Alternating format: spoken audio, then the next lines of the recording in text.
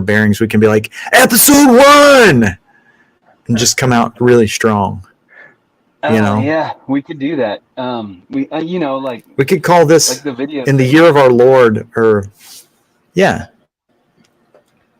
in the episode of our Lord. Like in the episode of our Lord, what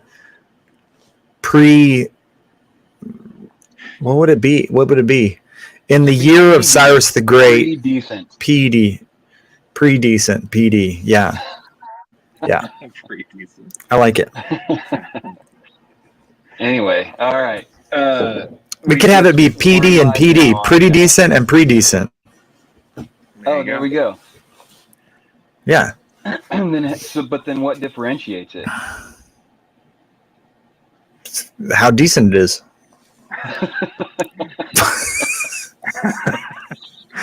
Right? Well, if anybody has discovered us and is watching us live on YouTube, we're live on YouTube. Welcome. It's like you can tell it's a tree by the way that it is. So just exactly the way that it is. A decent thing to watch. Yeah, it might be. I don't know. Did you check? No one has watched. So I'm gonna throw something out to you, Darcy. I have a little controller on my screen that says that I am hitting red line on my volume. Okay. So should I be? Let me get back to the studio. Right, it looks like I can actually. It looks like I can max it out. I can tell it not to go any higher than this. It says this setting adjusts how loudly others hear you. Yes. So you did. Do you have the little bar? Yeah, I have it too. Yeah, I can change it. But that doesn't make any difference in the final recording. That's just what we're hearing right now. Okay. Final recording. Gotcha. I have not found any EQ adjustments yet in that. I did use one of their little AI tools last week and tried to do the magic audio, I believe is what they call it. And it totally made me sound like I have a massive lisp.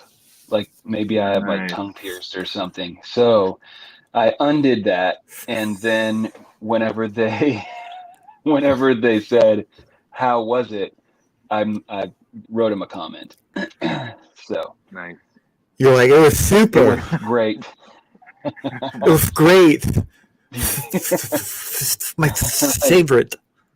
Have you ever come across that dude on Instagram, or I imagine he's on TikTok or whatever, that crazy man? That bald dude. Crazy man. Talks with his tongue halfway out of his mouth. Yeah. And he has a superimposed mustache. Yes. Yeah, I don't think he's actually bald, and I don't think he actually has a mustache. No. But he can say every single word with his tongue way out of his mouth. Pretty funny. Yeah. Anyway. So that's current events. What do we got today? What were you working on, Dan? I have 3 things on the board. I don't want to dominate the entire time. Well, I did last time. But okay, well, mine's more conversational rather than historical. Yeah, history lesson. Okay. So, in my coaching, we're coming up on the end of Q1, and the way that we break down the quarters is 12 weeks of effort with a 13-week like flex time for the company or the person, and you set your goals at the beginning of the quarter of what you're trying to accomplish. In the business side, it's like 3 economic goals, and on the personal side, it's like 4 personal goals for the quarter. And so I was gonna bring up the question, if you guys even think about stuff like this, as far as your Q2 personal goals, things that you intend to get done by the end of what would it be? The end of August. No, that's not right. That's too far. June, the end of June. Yeah. because I'm working on my Q2 battle plan currently. So, and then I guess the other question is, are you interested in setting any goals if you haven't ever thought of your life in that way? This is where Jimmy. we talk. Yeah, you talk. Okay. I mean, unless you want to ask more questions about it, what it is. Okay, so this is your first quarter that you've gone through this with this business that you're with the working company. with. Mm-hmm. Yep. Yeah. So what? How was it received by these guys? Because I know we've talked a little bit about the fact that probably in general, your average construction guy isn't necessarily sitting at home in the evening thinking about this type of thing. Correct. But you are really like encouraging them to do that. So how has that been received by your guys that you're working with? So it seems like my two assessments of the situation would be that believe it or not, it's hard for guys to stay on point for 12 weeks straight. They did really good 9 weeks into it, and then a couple of them kind of fell off the wagon, you might say, as far as their effort at trying to accomplish and we're purely talking about their work goals. However, despite that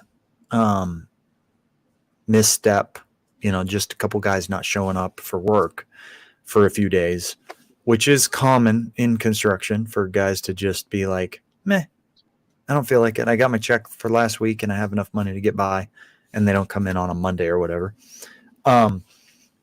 They currently are at about $20 per guy higher production than this time last year per hour. Okay.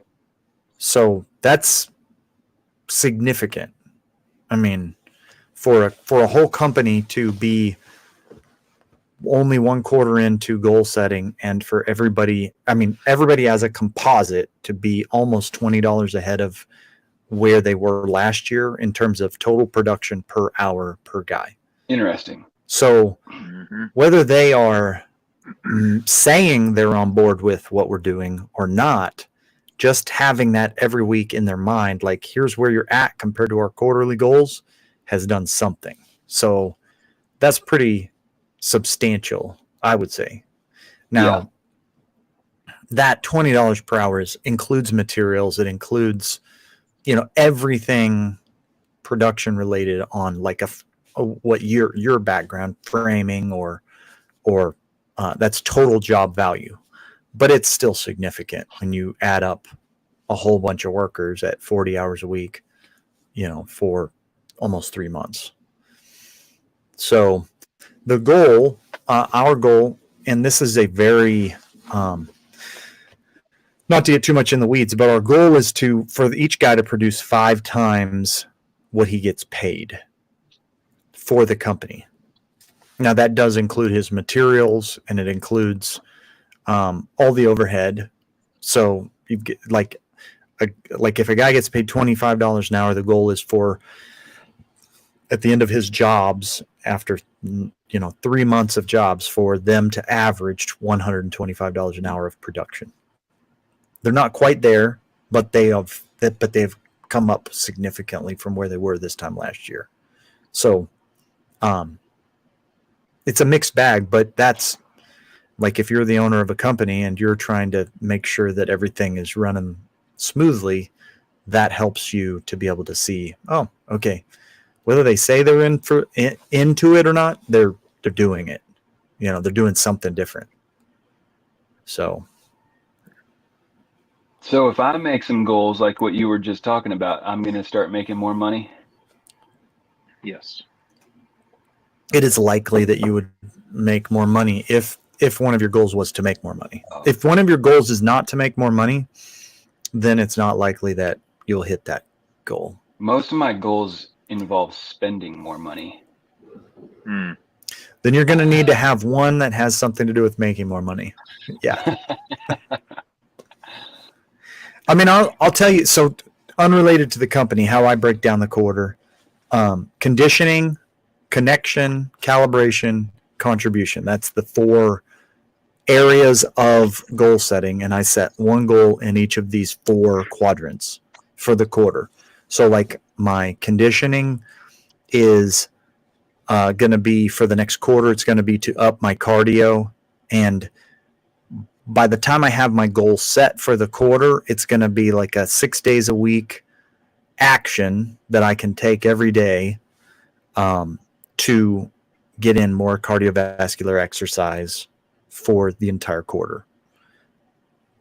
Connection, so that might even just be like at least running 15 minutes or getting on the treadmill for 15 minutes. I mean, could be pretty simple. Could be a mix of things. Could be do a bunch of burpees. I don't know. And I pretty much, because I construct things, I give myself a pass if I have a hard day of physical labor. Connection, just connecting with my wife every day. She's having a rough time right now. My intention is to listen through for calibration, which is like anything to do with mindset and what you're doing with your, mental, emotional stability. My intention is to figure out how much of the audio Bible I have to listen to finish the Bible in one quarter. I have a sense that that's about 45 minutes a day, which is pretty easy to do when you're, out banging nails. And then my contribution would be to start building my house within this quarter. So everything that has to happen between now and building the house. And so that's kind of how my quarter is laid out goal-wise. And it's not all set in stone yet. I'm still working that out. But I don't know. That makes sense? Yeah. More or less? Makes sense. I don't look at my life in quarters. I'm not saying What do you do? I just kind of, I look at it in months and years. Okay. So what do you set for like a monthly? Do you have any way that you plan your life by the month or by the year? I mean, the only planning as far as monthly goes is just work schedule. And I don't, it's not like I'm setting goals for work. It's just, I'm planning. I don't have a lot of goals in life, I guess. Just imagine what you could do if you had goals. You're so successful already, right? That's right. You have some goals. They just don't necessarily have. Those are dreams. Yeah. Okay. Well, let's go into that. What do you mean dreams? Finding a place. Well, yeah, I do have a goal of buying some land, building a house, or buying a house on some land. Yes, that is a goal. I don't have a time frame though. It's not like by the end of this next quarter I have to have a house bought or built. Okay, so let me ask you this. So let's play devil's advocate on that. Do you think that if you have, would you say that's a dream or a goal? Like, is that a pipe dream, or that's a goal that you have to? No, that true. Yeah, that is an actual buy or goal. build. Like, I'm working towards the goal of finding a new home. Yeah. So what's standing between you and doing that? Well, I mean, I'm actively doing it. I just haven't found what I want. What do you do? Like, what are the actions you take daily, weekly, monthly to move that forward? Just looking for property. Just getting on the MLS or realtor.com type of thing. And do you do that every day, or do you do you have anything Yeah. preset to send you, like a realtor sends Well, you I automated? do. Yeah, realtor sends me automated stuff that's in my price range. Much stuff come in every day. Yeah, it's Not really a bunch of junk that comes in. Yeah. So if you were to kick that into high, I mean, I'm just like looking at it from a quarterly goal planning type of perspective. So if you were to kick that into high gear, what are things that you could do differently to move that from like goal to actual actionable things that would be meaningful? Because there's no point, like some guys build their battle plan around just doing a daily action just to do it. But like, if getting on the MLS isn't going to cut it because there's just nothing there, MLS being multiple, like realtor.com, multiple listing service, sure, then that doesn't help you. Right. But potentially, I don't know. I mean, I say I don't know. Potentially, like intentionally talking to people in the area every day, making a phone call to somebody and just bringing up the fact that you're looking for a place might be That's not action. me though, man. I'm not going to do that kind of stuff. Yeah. I'm not interested in bugging people. People bug me every day and it annoys the crap out of me. They want to, buy houses I don't even own and buy the house I do own. And it just, like, I wish I could reach the phone and punch them. And I don't want to be that guy. What house do you not own that they call you about? All of my parents' rental properties. So, these people, I don't know how I'm still listening. I don't know exactly how it works, but since my dad and I have the same name, when these people do a search for who owns this property, it comes up James Walters, Kearney, Missouri, because we both are James Walters and we're both Kearney, Missouri. And my phone number is out there for everyone to see. My dad's is not. And so they call me. We're interested in your property at whatever address. And I'm like, it's every day, multiple times a day. And I probably blocked hundreds of numbers. And they still keep calling me. I need to maybe start cultivating my new friendship of old guy across the street from me, since he's 94 years old and has a nice little house with a outbuilding on 3 acres. And maybe I'll be the first one to know when that thing comes up for sale. Yeah, there you go. See, that's the kind of planning I like to do, is to get my friends looking for things for me. That's real good planning on my part. Yeah. Can you guys hear me? I wouldn't. I don't even know. Yes, we can hear you. I hear you. That's the kind of phone call that I'm referencing, actually, is like, who do you know in the area? And a lot of times, like as realtors, there's realtors who are like the calling to bug people about business type of realtors. And then there's the people who actually connect with people on the regular, because that is really what kind of pushes your business forward, is just being connected to people so that they actually think of you when their neighbor puts their for sale sign up or, whatever. To me, that's more a realistic way of going about it. Yeah, plenty of people know that I'm looking, and I have friends, family that contact me on a regular basis, just saying, "Hey, what about this place?" Or "I saw this place," and just doesn't. Yeah, I haven't found anything. There's a family down here in our school district that the kids just met, and they live in a kind of it's more of a shop than a house that they borrow from their cousin or something like that. And it was more built out as like the office space for a business than for a house, for a shop house. They've been here for 2 years and they haven't found an actual property that would work for them to buy and build on or buy. And that's in a pretty good sized county, but not super populated, I would say. It's tricky right now. It's super expensive. Yeah. How about you, Darcy? What do you think? People also aren't selling a lot right now. I mean, right. I guess maybe it's starting to tick up on available properties, but man, it just doesn't seem like there's that much to even look at.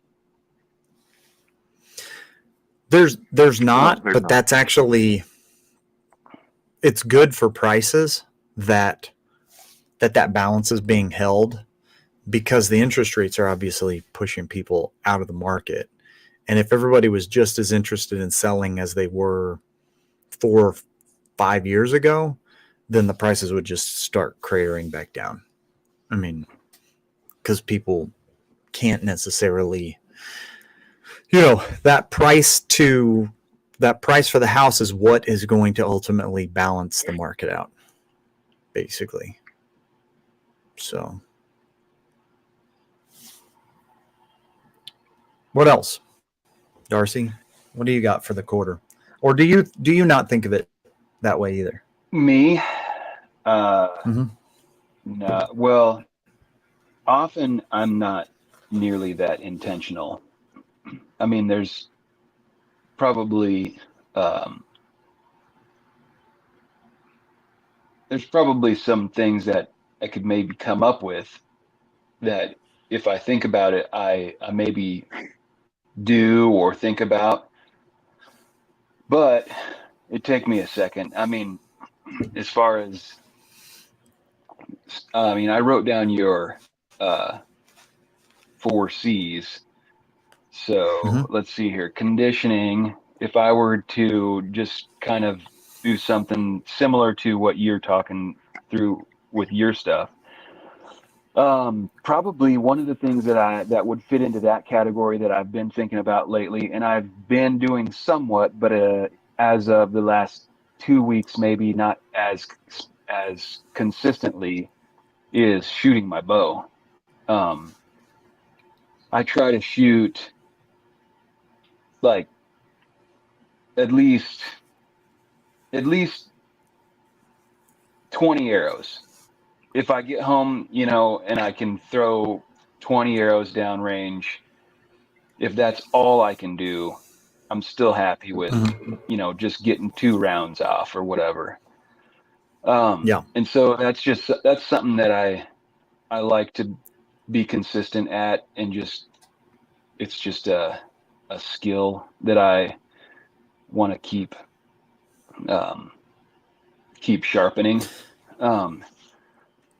So that would maybe fit under conditioning. Do you agree? I did. Yeah. Whenever I got I rehabbed my shoulder for 3 months, pull-ups and things like that. And then I started shooting. I think I shot, I don't know if I shot every day 20 shots, but I shot every day. I shot at least 1 round of arrows every day for 3 months before archery season 2023. And I think that the confidence level when you get in the field is much greater if you just shot and shot and shot under everyday's conditions. Like there was things that I didn't anticipate. I didn't think about them. I bought this stabilizer that was like this long, and I was like, man, this thing is nice. And then I got it out there one day in the wind and realized that literally you can feel the wind grabbing the end of that stabilizer and kind of torquing the back of your bow weird. And so all kinds of little things like that you don't even think about until you do that consistent behavior. So yeah, I did conditioning. That was my quadrant for Q3 of 2023. Yeah. I'm actually interested in the conversation about whether somebody who doesn't plan that way, because I didn't for a long time, I've only been doing it for like a year, would say, I see the value in it, or I think that it would take away from my like feeling of enjoyment in my life or whatever. I'm not like everybody should do this. You know what I'm saying? Sure. I don't think that it's for everybody. Well, but there's another thing though, there's another aspect potentially that says I may subconsciously do this. I just have never thought it through and written it down. But Thought in about practice, and considered it? Correct. But in practice, I at least do it to a, maybe a rudimentary standard. I don't know. As far as connection, I would probably put this podcast in that, because it's something that I have been trying to consistently work on and hopefully better. Just as far as thinking through it and it being on my mind regularly. Calibration.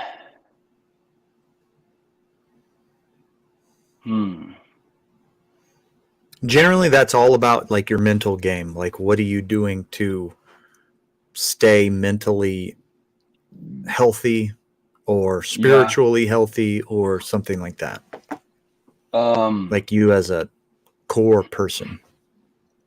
That potentially would be, it'd been a while since I'd read a book. I kind of go in spurts with reading. I'll read, nonstop for 3 months or whatever, and then take a break, and it ends up being 4 or 5 months. And here just in the last few weeks, I kind of started that back up again. We talked about that Destiny of the Republic book last week. That's kind of one of them that I just kicked off with. And I don't know, I like that. I enjoy learning. I don't know. I like knowing things and learning things. So reading is a big time contributor to that. And contribution.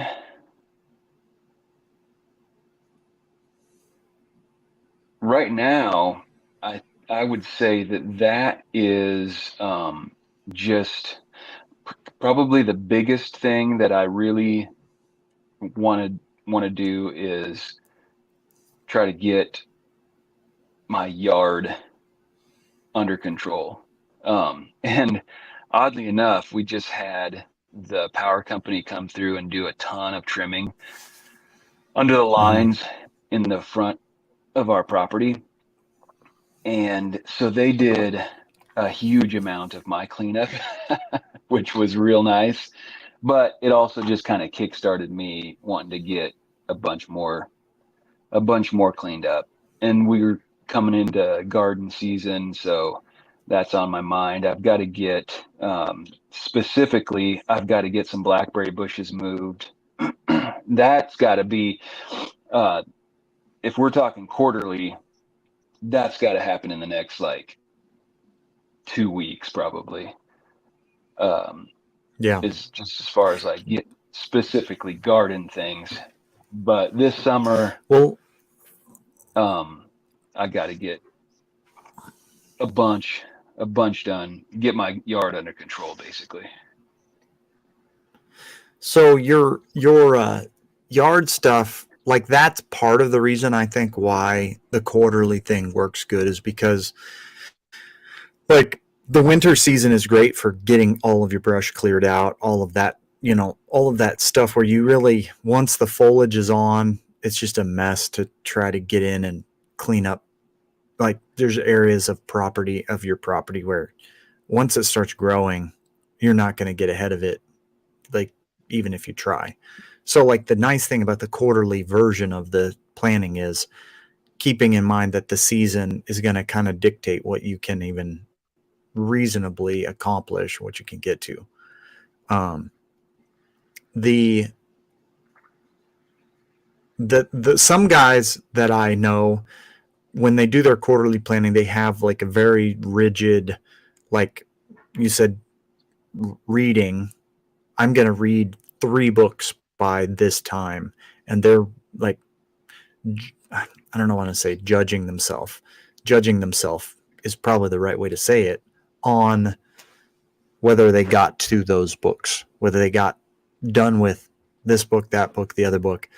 I'm a little less serious about that, because to me, it has to add to my life, not take away from my life, not make my life harder, being more goal oriented.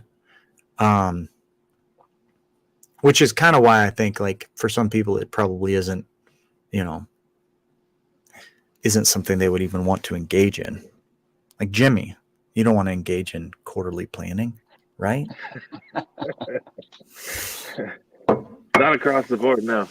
Maybe some things I could, like I need to, I think I told Darcy this the other day, like I want to start working out and get my body in shape, because I do have a 5-year plan to go hike on a couple hikes, and I'm not physically capable of doing either one of those things right now. So I have to set some goals to get physically able to do those things. Yeah. Well, that kind of pulls in my one of the things that I think is positive about the way that I'm doing the quarterly planning is that first you start with a vision, and the vision is like what you see yourself as, whether you're there or not. And I don't know can you guys even see? You probably can't even see my hand here. So like, this is the ideal me, right? Taller? This is the ideal me. And you kind of like, like a bullet point list of things, and then almost like a story version of who that guy is. And one of the things on mine is kind of like you're saying, one of the things on my vision of myself is that every year I'm able to make the hike up to 12,000 feet and visit where my dad's ashes are buried. And that kind of drives my conditioning quadrant of what I think of as like what I do every month, every quarter, every year is kind of to the end of being able to do stuff with my kids, do stuff with my grandkids, which I don't have yet, by the way, in case anybody's wondering, and be able to make that hike to go visit my dad's spot and catch some fish in the process of that. And so it's not just like a random, get some cardio in. It's like, okay, Q2, if I do cardio for pretty consistently, come July, August, I'm able to do those hikes, and it's easy to do. It's not, it's not even a stress. But yeah. Makes sense. So there, you basically just said that you have goals that would warrant having a quarterly plan, but you haven't done it yet. That's correct. So for the low price of what, you can be his coach, Dan. For the low price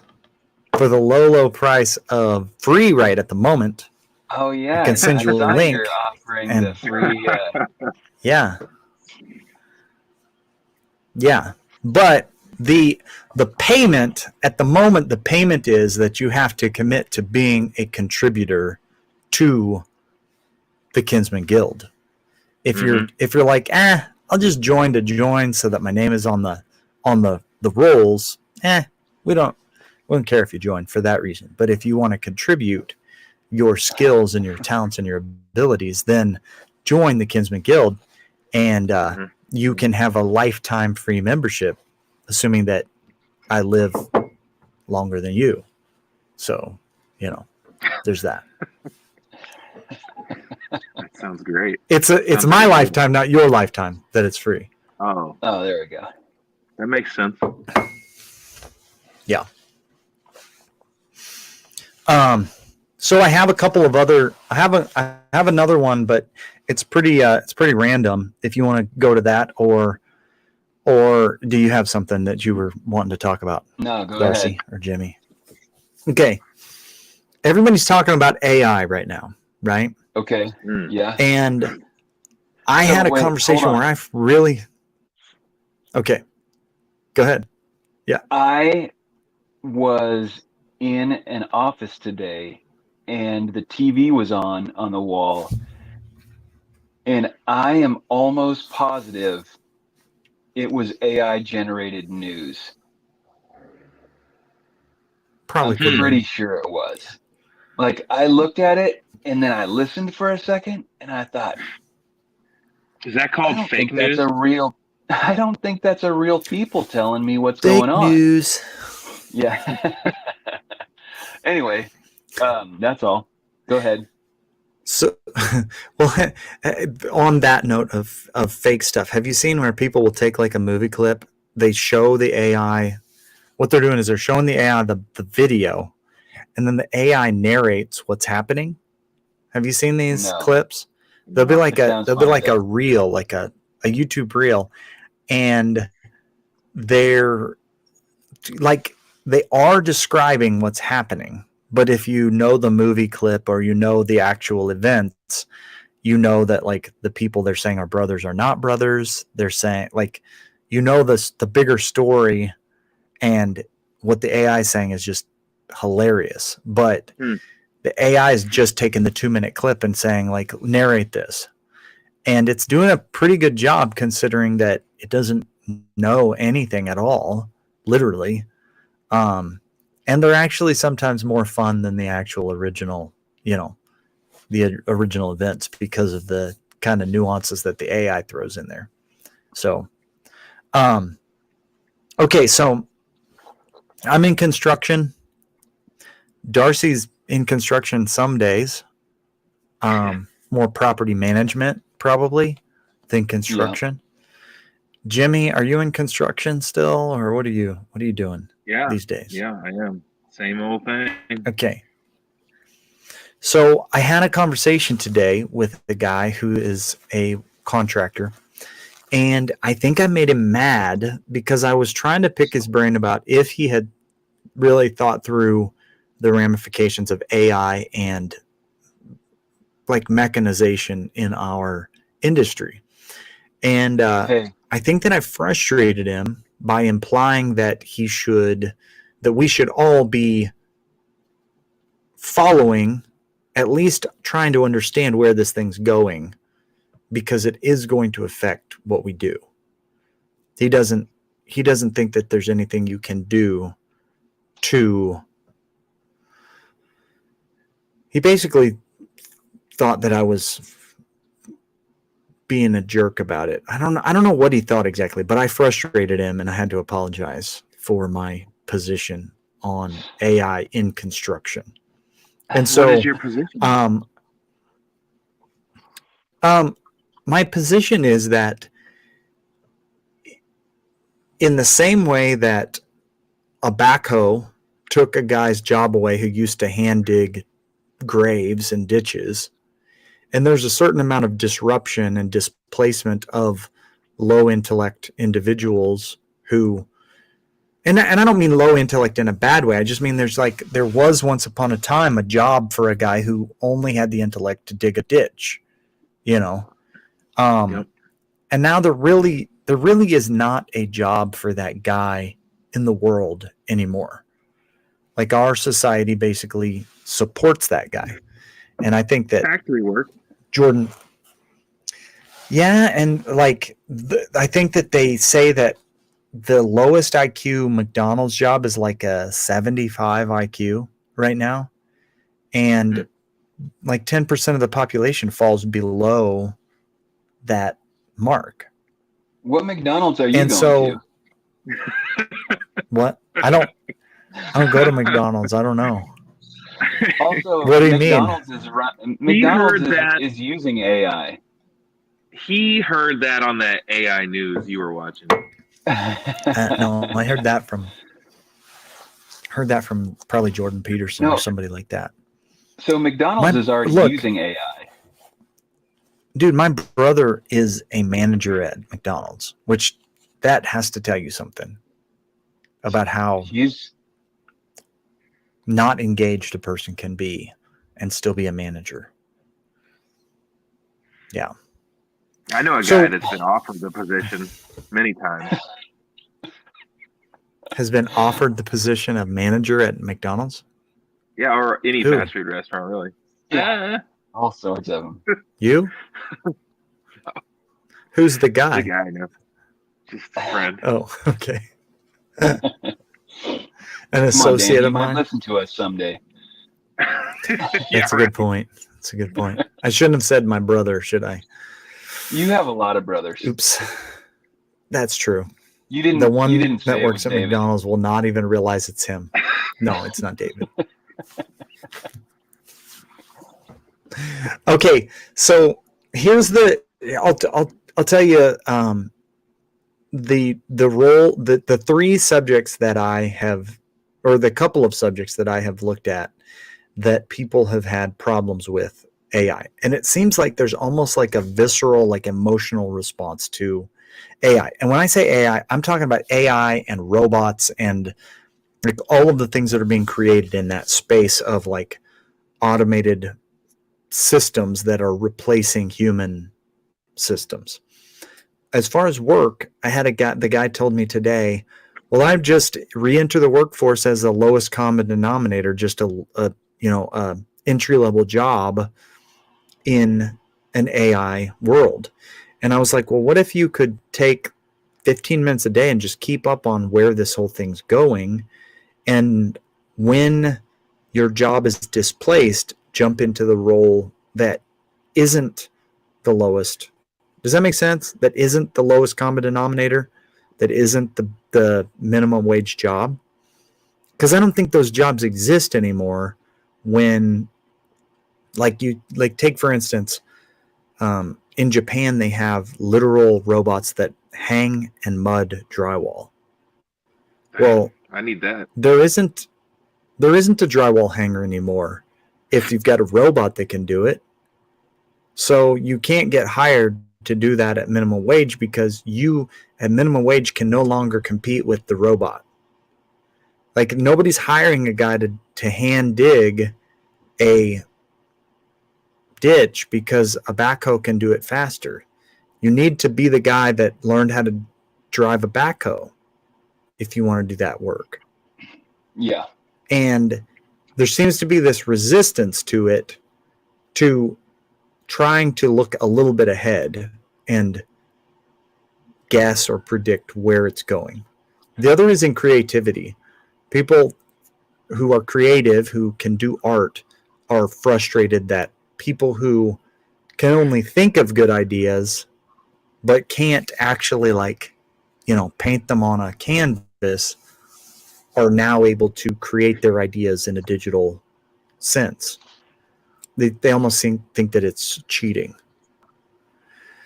So anyway, that's the conversation. What's your guys? I don't know. Does that enough background on the conversation about it? I think that where the frustration would be is there's a lot bigger jump from ditch digger, or there's a lot different gap between ditch digger and backhoe operator to drywall mudder and computer programmer. Because what is in between that puts you back in the mix if a robot is actually taking your job? Like, where do you go to be ahead if we're using the example of the mudding robots, the drywall robots? Like, how does a sheetrock guy stay ahead? I don't think that he does. I think that. But so what is he going to focus his 15 minutes a day on learning in order to compete at some point? Or to not? Well, he's going to have to. I think he's going to have to have the sense to realize that what he does today is not going to necessarily, may not be, it may be, but it may not be a viable way to make a living in the future. And if he just keeps doing what he's doing until the proverbial end and becomes unemployed, he's going to be disenfranchised, he's going to be frustrated, and he's going to not think, oh yeah, I remember talking to Dan who was like, hey, you should really look into this and try to understand on a daily basis where this thing's going. So are you more I don't know where it's going. So I don't know though that the ditch digger to backhoe operator example translates, because are you maybe just saying you should potentially see it coming and prepare in other ways, meaning try to look for a job that isn't as drastic a change as computer programming, but that is farther away from being taken over by a digital counterpart? I don't think that there's I'm not saying I think that there's one right answer to that question. I'm saying that each person needs to be aware that there is a question coming up on the horizon. They need to be aware that we're moving toward a moment where we're going to hit the top of the hill and we're going to start dramatically going down the other side of the hill. What each person chooses to do or even can do as a result of those changes is going to vary. Like, I'll give you one example. So, like, picture like an old town America, a lot of exteriors that are like heavily dental worked, a lot of, ornate woodworking, right? Mm-hmm. It was common 100 years ago for houses to have this kind of what we would now consider to be kind of extravagant woodwork. But in the day, millwork it was just common. Like people were pumping out lots of millwork and they're making more and more interesting stuff, and installers were installing more interesting stuff. So all of that stuff ramped up, and like, it was like they were building really beautiful, like Victorian houses. And then the 80s hit and the economy changed dramatically. And everybody was like, oh, wait, we need tons of basic housing.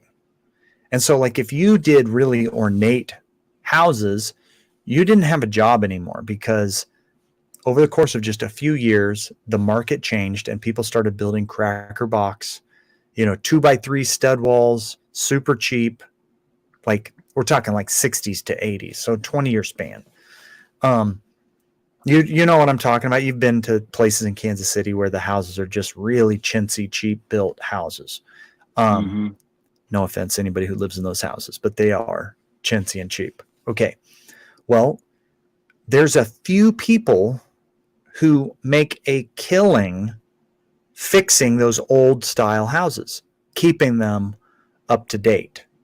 Like, I bid, and not even historic society level stuff, but like, I bid for Jeremy his windows that have to be put in this old style. But there's places in the country and there's contractors who specialize in replacing that old stuff with new treated lumber that mimics the old look. Well, those guys make a killing doing that kind of work. They couldn't make a killing doing that for like 30 years, and then they got into it later, right? But if a person was like, no, this is the only kind of work I want to do, they're just unemployed for 30 years. Like, they weren't going to be able to transfer to that kind of work initially. So I think that eventually the work certain types of work may come back for a few people, but where 100 people were doing that kind of work before, 3 people are doing it now.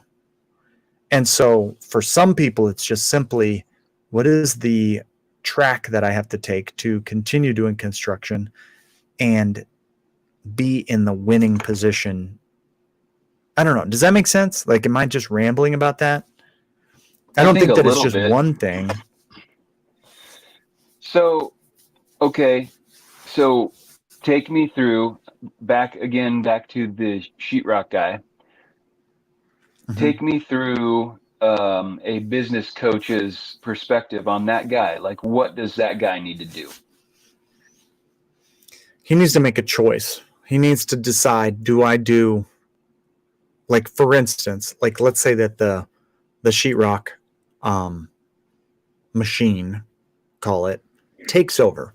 It's going to take over new construction right off the bat. It's going to take over all of that new work where there's square edges and there's corners and there's solid floors underneath of it. So he's going to have to specialize in old structures, old plaster tear out and replacement.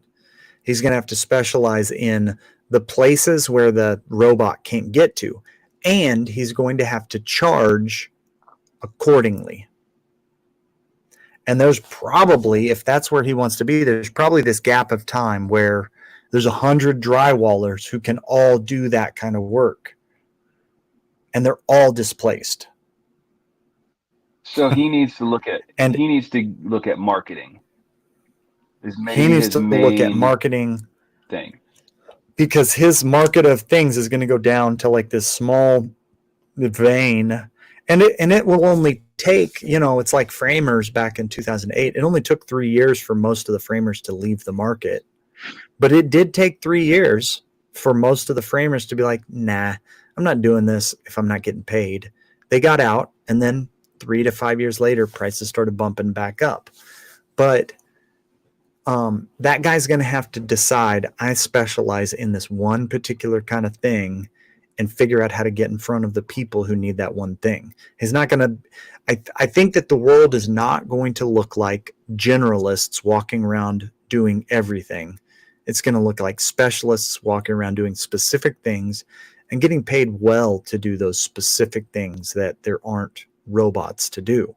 Or he can spend $1 million and buy the robots and run a production company, that does a whole bunch of product. But that's going to have to be that guy's decision. What's he want to do? This is my opinion. This isn't like I'm not writing the laws of the future here. I think what you're saying is true, but I don't think it'll be true in my lifetime where it becomes the norm to have robots building homes. But what if it is? Yeah, I guess it could be, but I don't think it will be. What if I don't know. Have you seen the like Boston, what is it? Boston. I forget what the company is called. It's like Boston Animatronics or something like that. Robots that for years they would show the videos online and they'd be like, oh, those are totally made up videos. Those are like digitally mastered videos. It turns out they were all real.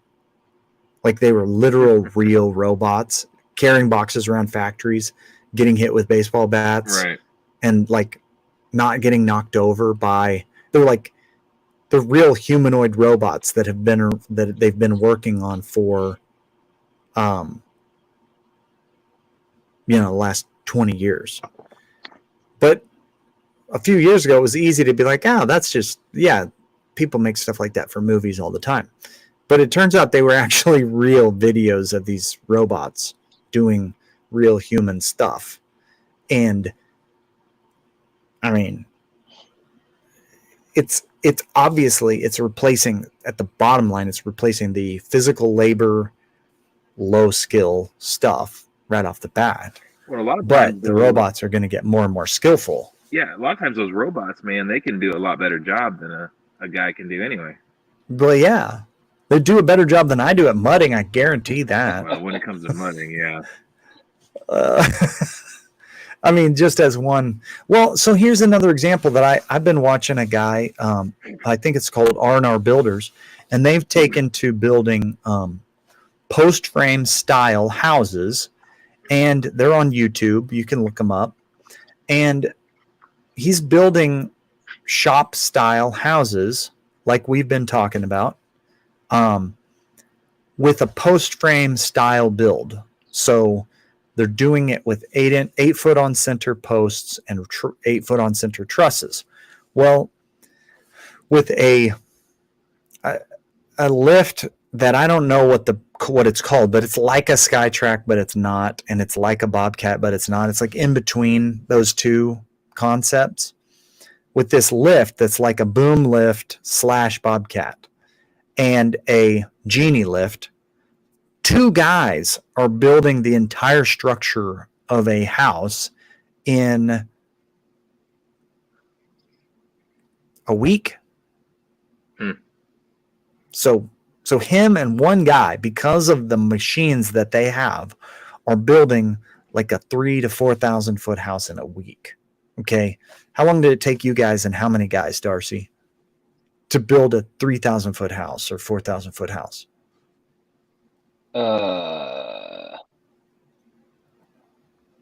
It took us. 2 days. I guess it depended on some things, but 3 to 5 weeks, I guess. And how many guys? 5 guys? 5 guys, yeah. So 5 guys, 3 to 5 weeks. Now, you can make the thing is you can make the argument these pole style buildings are not as beautiful as the houses you built. Correct.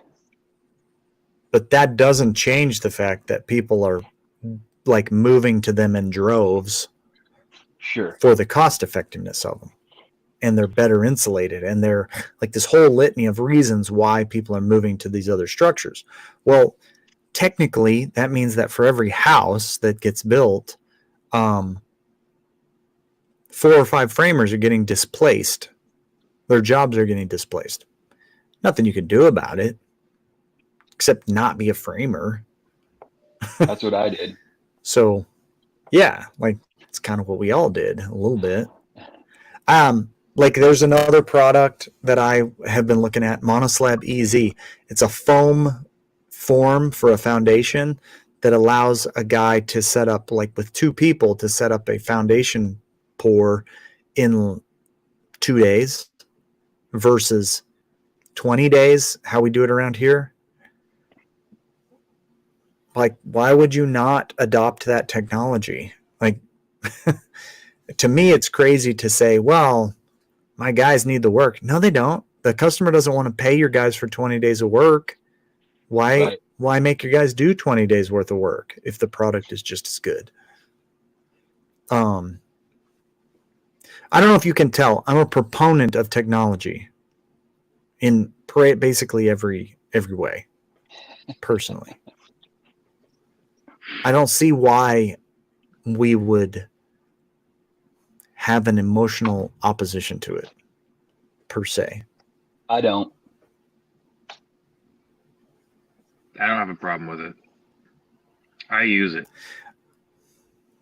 Yeah.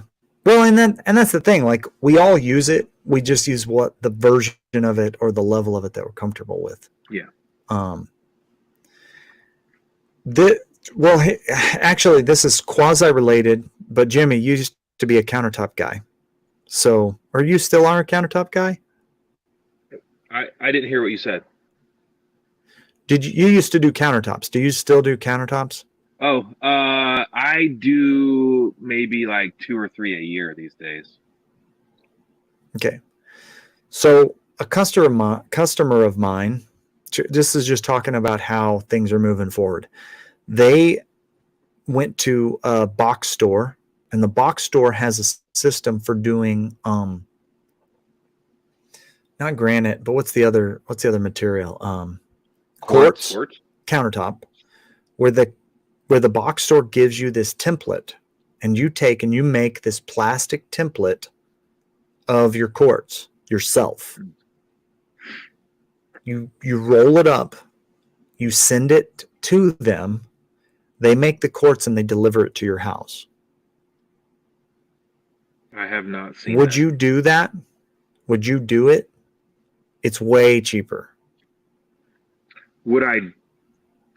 I would have to Like, see would you, as a guy who does like Formica countertops, would you ever just like out of the blue just be like, yeah, I think I could do a quartz countertop? I mean, we're talking 800 pounds of quartz per slab or something, right? 400 to 800 pounds. Probably. I don't know. I don't do quartz. I've done a few small tops, like in a bathroom or something, but that's about it. Like that's the kind of stuff that is like, okay, as a contractor, you're like, it was a lot easier just to call the granite company and have them take care of this. But the customer is looking at it and going, well, this is half as much money.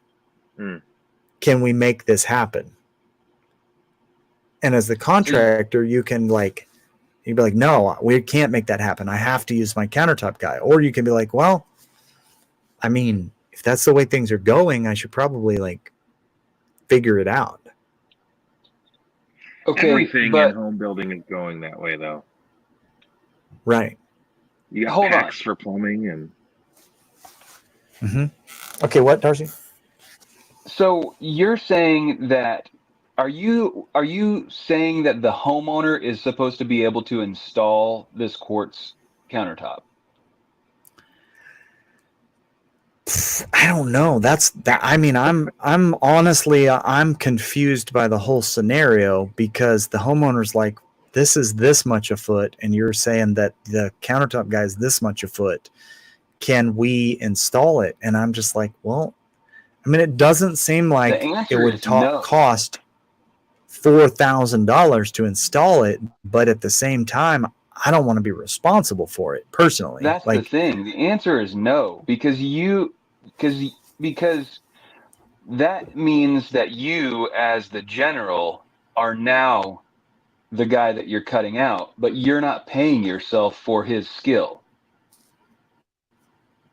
Yeah. But okay, but if you're general, like let's say that you're the general, and more of these things are being provided to you as the general by more factory type installation versus small companies. And you need to have guys that can, you don't need to have anybody that can cut a countertop, but you need to have guys that are able to install a countertop, and they're able to install a window, and they're able to install a wood floor, pre-finished wood floor. So you need very few but very widely skilled guys at this juncture, right? Sure. But they don't need to be skilled. They don't need to know how to make a countertop. They just need to be able to measure a countertop, which I've never even been responsible for because I always call the Jimmys of the world and say, hey, it's ready, or Mike Baker at Baker. Shout out to our sponsor, Baker Marble and Granite. Sounds like he's going to be on the job soon. I mean, that does seem like what it doesn't it? It sounds like I don't know. I need to see he's going to get see this product you're talking about. It's just quartz. It's just quartz. All there. So here's what I think here's what I think that the homeowner is not understanding is Home Depot is offering them a position of importance, is offering the homeowner a position of importance in being the one to measure and make the template. So now all of a sudden Home Depot is transferring liability to the homeowner for not measuring properly. So that's got to be in the contract. Like if it's made to the template and it's not right, that's on the homeowner. So 100%. There's a whole bunch of money right there in liability. So that is one reason it's cheaper. So if you are pretty competent and confident that you can make the proper template, like if you have an idea and knowledge on how to do that, and potentially they give you good instructions, and if you're good at following instructions and competent at working with your hands, you make a fine template, and you get a proper countertop shipped to your house. But then it has to be installed, and it's not completely as simple as just throwing it on there and caulking it down. Like, that's a little bit of it, but you got to know how to work with the epoxy. And do they ship it with the sink hole cut out? And Yes. Do they ship it with what? If you the homeowner or site contractor send them a template that has it cut out, they do. Yeah. Do they ship but it with like Mike has this faucets drilled? This deal that has the whole deal. So Mike has this machine that's like suctions onto both sides of the granite, brings them up to level with each other, and then injects the epoxy to form the two pieces together. I don't have that, so I don't really know what the answer to that part is. Because I don't have that Here's what I'm equipment. guessing the answer to that is that then Home Depot's installers still come out and charge you to install it. I doubt it. Guarantee No, they don't. That's an option. It wasn't You don't Home think that Depot's, Home Menards, Depot- but Or you don't think that the box store still offers installation on that? Well, when I they worked for probably them, they offer did not. it. If But you they did if not. you measured the homeowner measured their own countertop and provided the store with the measurements, then that was it. You could buy a countertop from Home Depot with no installation and no guarantee that it fits. And then I think that's probably where the change is. There is that they're offering some installer that isn't you necessarily, but is somebody that says, "Oh, I'll do that," and they still maybe have an offering of installation. I mean, you can I'd hate to be that guy. You can go buy a screen door from them and have somebody come install it for $350. Right. I mean, Well, you so can buy an exterior door, and they're going to tell you that that somebody will install that for $350. But then once you get out to the house and you're installing it in actual masonry door hole, then it goes up to $700. Yep. Or $1,400, depending on how much finagling they have to do with the brick and whatnot. Yeah, I don't know, man. I need to check it out because that sounds pretty interesting. Well, so here's where we go back. This is back to the AI and the animatronic stuff. Okay. Let's say that I'm a small time. Let's say that I want to do interior remodel for homeowners. That's what I want to do. Not saying that is what I want to do. I'm just saying, like, hypothetically, I'm that guy. And Have you ever done that? I've done it. I do it all the time. And you say, and Elon Musk calls me up, and he doesn't call me up. He spams my YouTube feed with a $50,000 humanoid robot that can carry that countertop. Okay, has changeable hands, and that countertop is now physically installable by me with the help of my robot. Okay, and that robot can also mud drywall or install drywall. He's also a sheetrock lift, and he's also, you know what I'm saying, like, and he has the capabilities of all of these guys that I hire that don't show up whenever I ask them. Am I going to buy that $50,000 robot one time, or am I going to keep hiring numbskull helpers and carpentry, assistants? I'm probably I going want that to robot. get the robot because he's not going to break his back. And if he does, he's under warranty, And so like, it's unfortunate. Subscription too. He probably comes with a monthly subscription, and you have to download drywall mud, like for $9 a month or something, and you have to download countertop install for $19 a month, and you have to sure, but like he's not going to cost $1,500 a week, and it's kind of hard to argue with the value proposition there, isn't it? Yeah. Especially if he can just be like, oh, I have a rotozip in my arm, like, and he doesn't lose his tools all the time like I do. Like it's hard to argue with the idea of being like, oh, I can pound nails with a hammer versus I can work a software that runs this robot and it can do any heavy lifting that I need. Like I don't know. Like I have a hard time feeling bad about firing those guys because they don't want to work anyway. Yeah, buy it, Dan. But then what do those guys do? Like if they're not working for contractors that are mad at them all the time, what do those guys do for a living? That's their problem. That doesn't matter. Yeah, that's on them. That's what I say. Like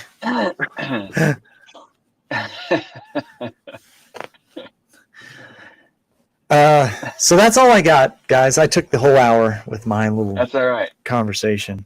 So I like it. It was good. I like it. Sign us off and I'll stop recording. Okay. So we essentially accomplished nothing here on the Not Your Average Guys show. And so we're going to sign off. And till next week, when we explore the nuances of some new subject that we don't know anything about. See ya.